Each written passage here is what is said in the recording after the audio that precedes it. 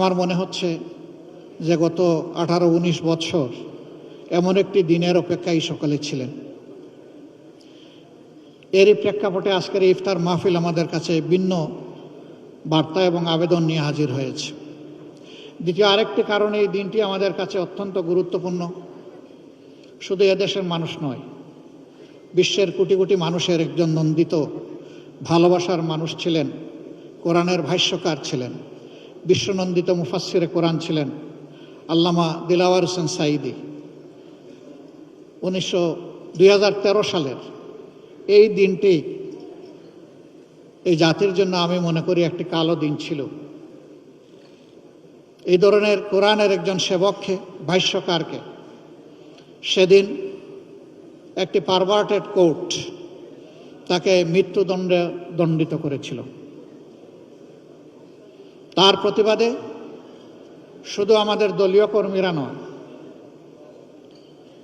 সারা দেশের মানুষ বিক্ষোভে ফেটে পড়েছিল। মানুষের এই স্বতঃস্ফূর্ত প্রতিবাদকে দমন করার জন্য সরকার অস্ত্রের ভাষা খুঁজে নিয়েছিল এবং একদিনেই 70 জন মানুষকে খুন করেছিল। এরপরে এক সপ্তাহের ভিতরে সর্বমোট 164 জনকে খুন করা হয়েছিল। আমি জানি না বিশ্বের ইতিহাসে দ্বিতীয় এমন কোনো নজির আছে কিনা। আজকের এই দিনে আমি গভীর শ্রদ্ধার সাথে সেই মহান ব্যক্তিত্বকে স্মরণ করছি। মহান মওলায়ে আজিমের দরবারে দোয়া করছি, আল্লাহ যেন তার এই গোলামকে মর্যাদাবান শহীদের কাতারে সামিল করে নেন। আমাদের দুঃখ এখানে থেমে যায়নি। এ মানুষগুলোকে খুন করা হলো, তারপরে তাদের আপনজনের বিরুদ্ধেই আবার হত্যা মামলা টুকে দেওয়া হলো। সেই মামলায় অভিযুক্ত লোকেরা বিভিন্নভাবে নাজেহাল হয়েছেন, আবার অনেকের জীবন আদালতের আঙ্গিনা দেখার আগেই শেষ হয়ে গেছে, তাদের জীবন প্রদীপ নিভে গেছে। হাজার হাজার মানুষকে সেদিন গুলি করে আহত এবং পঙ্গু করা হয়েছে। সেই ক্ষত আমাদের মন থেকে খুব সহজে মুছে যাবার নয়। আল্লামা দিলওয়ার হোসেন সাঈদীর মতো করেই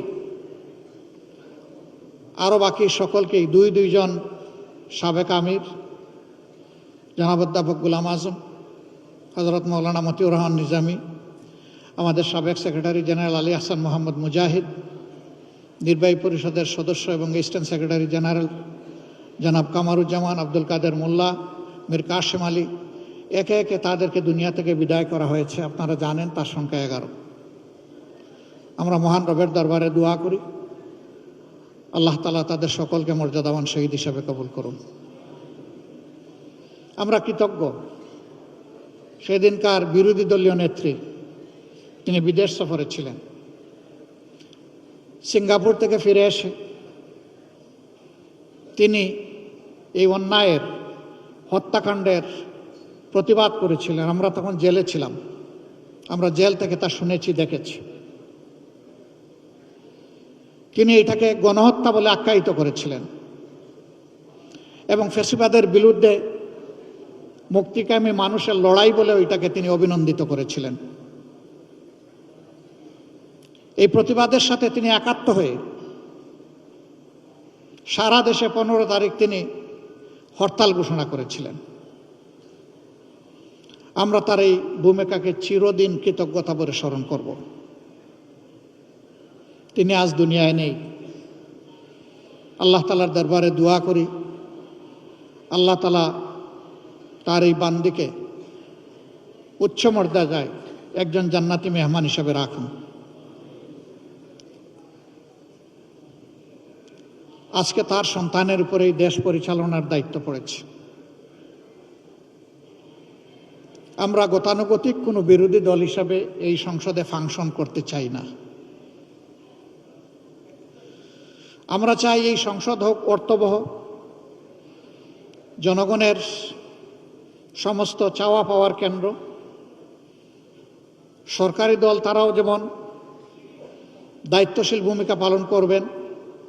আমরাও বিরোধী দলের অবস্থান থেকে দায়িত্বশীল গঠনমূলক ভূমিকা পালন করতে চাই। অতীতে আমরা বিরোধী দল দেখেছি, নির্বাচন যেমন আমিডামি ছিল, সরকারিও বিরোধী দলও তেমনি আমিডামি ছিল। এই ধরনের কোনো বিরোধী দল কোনো দেশের জন্য ভালো কোনো বার্তা বয়ে আনতে পারে না।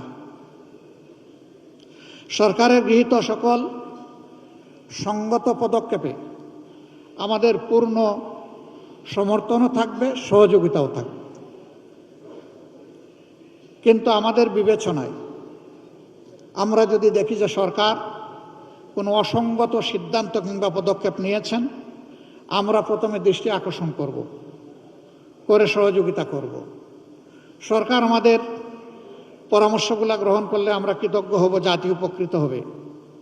সরকার আমাদের পরামর্শ গ্রহণ না করলে বিরোধী দলের যে ভূমিকা সেইটাই আমরা পালন করব।